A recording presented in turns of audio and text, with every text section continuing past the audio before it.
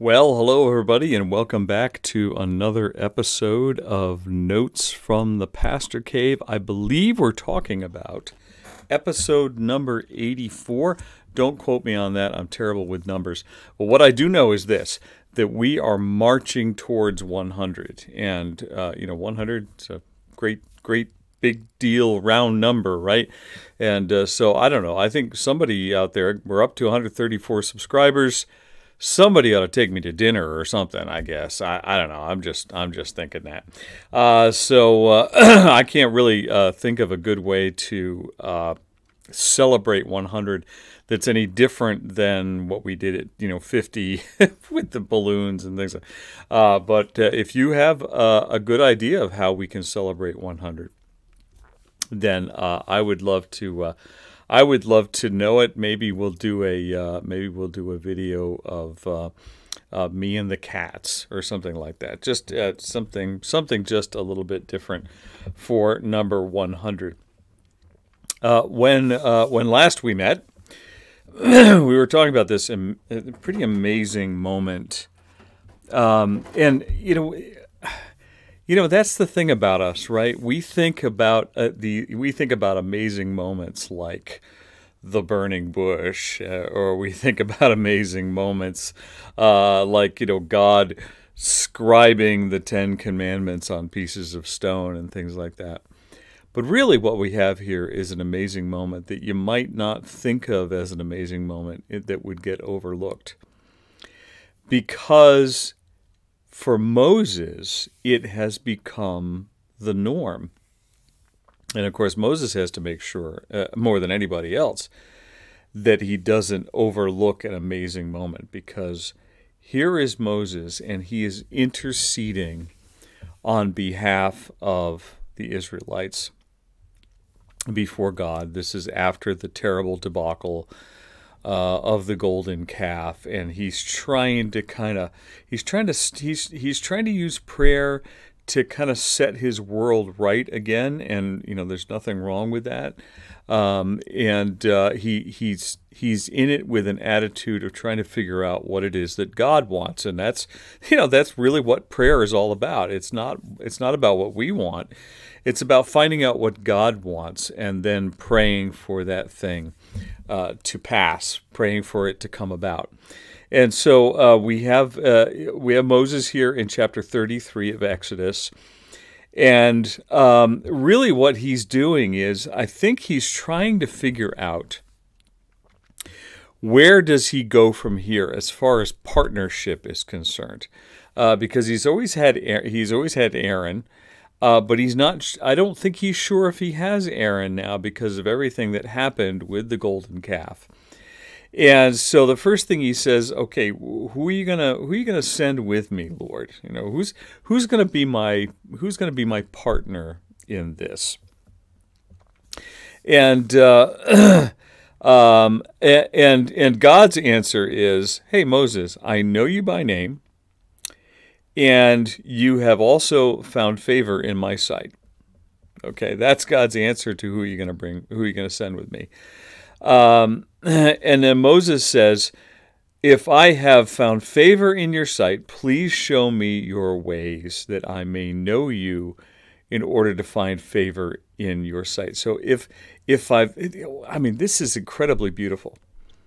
God, if I've found favor in you, if I've found a little bit of favor, show me what it is that I can do where I can find even more favor in your sight.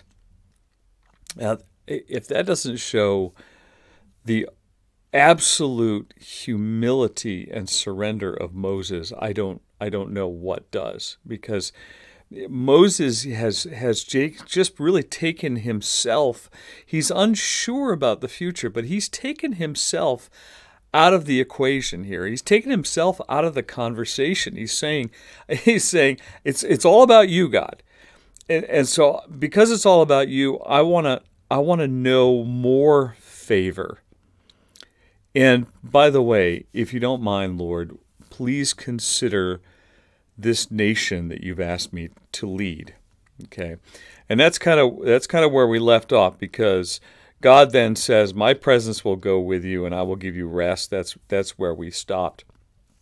And so it's God's way of saying, he's not rebuking Moses, but he's saying, by the way, Moses, if, whether I send somebody to partner with you, whether we stay with Aaron or whether it's going to be somebody else or whether you're going to go it alone, don't worry about it because my presence is going to go with you.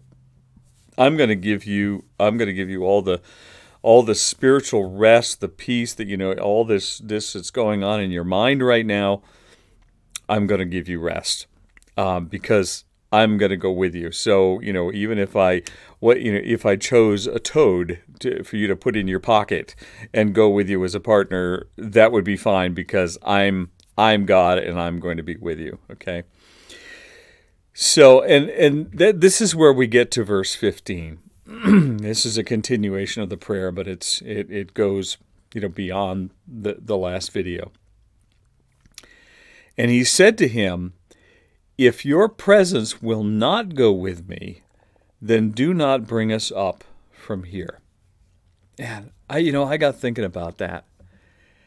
And I got thinking, isn't that just really the opposite of so much of our attitude towards God and our attitude towards the things of God and what God wants us to do, right? Our prayer, very typically, our prayer would be, Lord, if your presence will not go with me,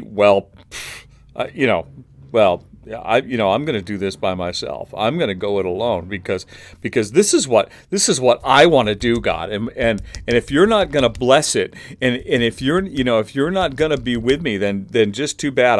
I'm going to go it alone. That's that prideful, self-directed attitude that we have. But what we see here is the opposite from Moses. He's saying, look, God, if your presence isn't going to go with me, then I don't even want to move.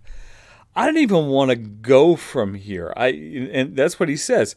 If your presence will not go with me, do not bring us up from here. In other words, God, I don't want to move another inch.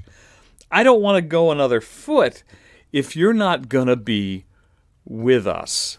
And man, that is the opposite of what so many of us have learned, where we're trying to manipulate God and we're trying to talk him into stuff. And at the same time, we're not only trying to talk him into something, but we're saying to ourselves, well, if I can't talk God into this, I'm just going to go do it anyways, because it's what I want.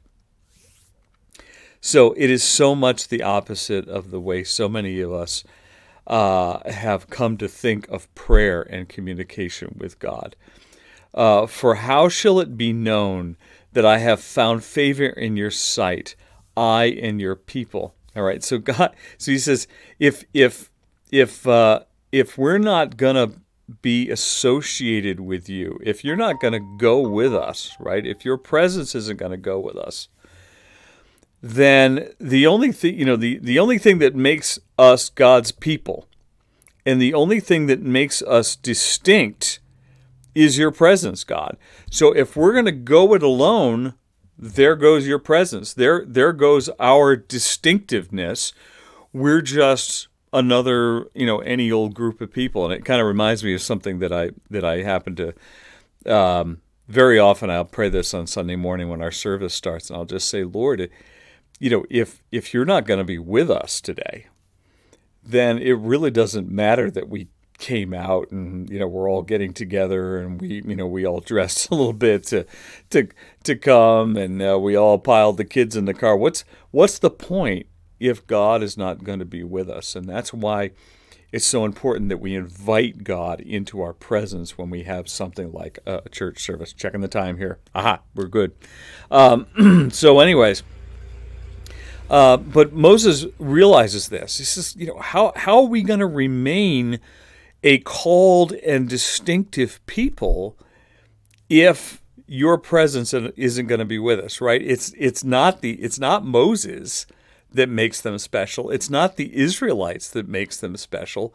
It's God that makes them special. I and your people. Is it not in your going with us that we are distinct, I and your people, from every other people on the face of the earth? Wow. Incredible. All right. But fortunately, here's what God says to Moses, because Moses has been interceding and Moses is a friend of God. And it says, and the Lord said to Moses, this very thing that you have spoken, I will do.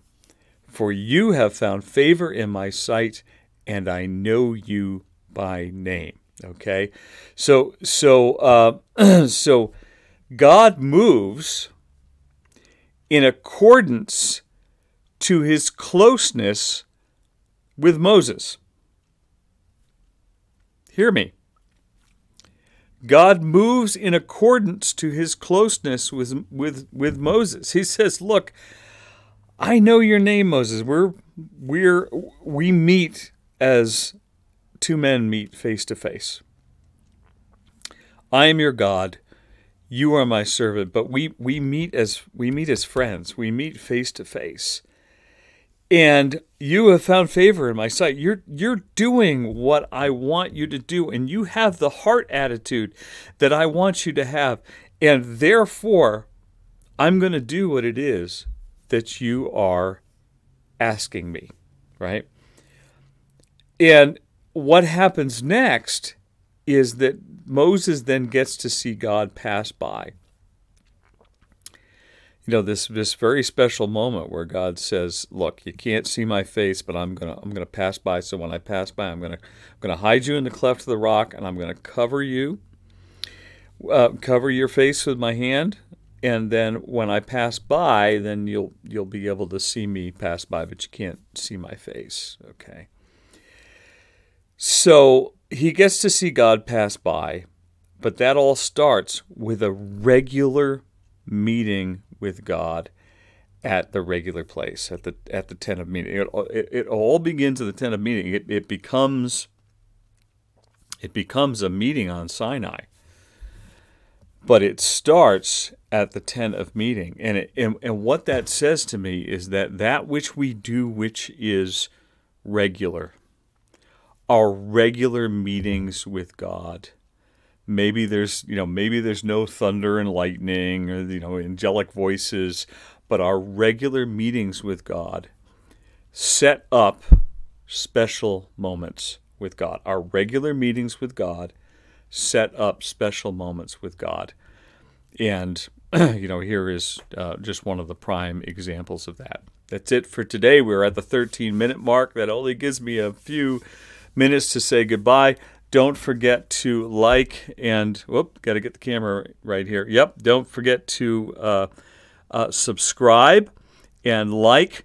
We now have our own page on MeWe, so you can find Notes from the Pastor Cave on MeWe, and you can kind of join up through there and start linking over to YouTube through MeWe. And so all kinds of good stuff ahead. So I say to you, because there's all kinds of good stuff ahead, I say to you, Vita brevis, gloria eterna. Life is short, but glory is eternal. Concentrate on the eternal.